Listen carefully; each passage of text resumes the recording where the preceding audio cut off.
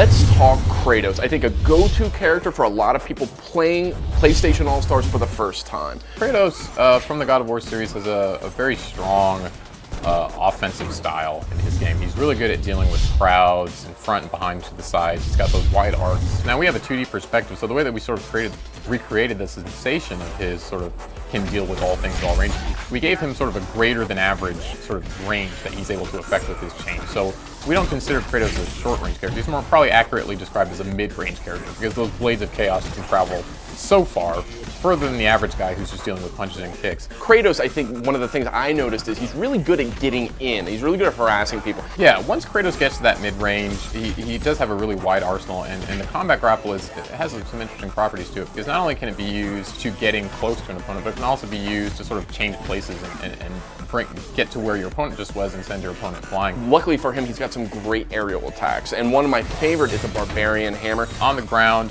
has a long wind up. It does pretty good damage when it does finally land. Another thing, he's got a counter. That's not something you see in that much in PlayStation All-Stars. He's unique in that respect. He can do it in midair or on the ground. Golden Fleece is a little more predictive oriented in PlayStation All-Stars. It's something that you use in anticipation of an oncoming attack when you're really sure that that attack is going to come. Pretty mobile character too. He's got these Icarus wings. Not only can you use that to push characters up in the air, juggle them, you can use it in midair. As we know, all the characters have a double jump. He's essentially got a triple jump.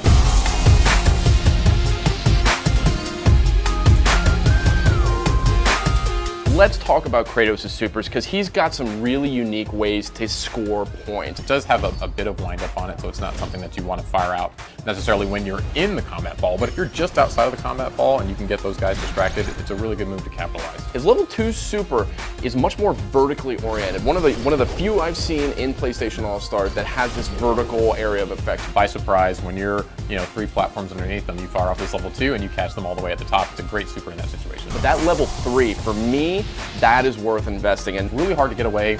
You can maybe get away on the first attack. You're not going to get away from that second attack. And the sort of limit on how many kills Kratos can get is really based on how good that Kratos is with leveraging that power. It's all about evening the odds and getting those points with supers. So with Kratos, when it comes down to Kratos, what kind of character, what kind of fighting game fan do you think is a good fit for Kratos? Players are going to gravitate towards Kratos, are going to be the ones who like a medium range game, who like a character who has a wide level of functionality, has really cool combos. If you like stringing together combos and looking like you're creating these beautiful sequences of attacks, I think Kratos is going to be the character for you.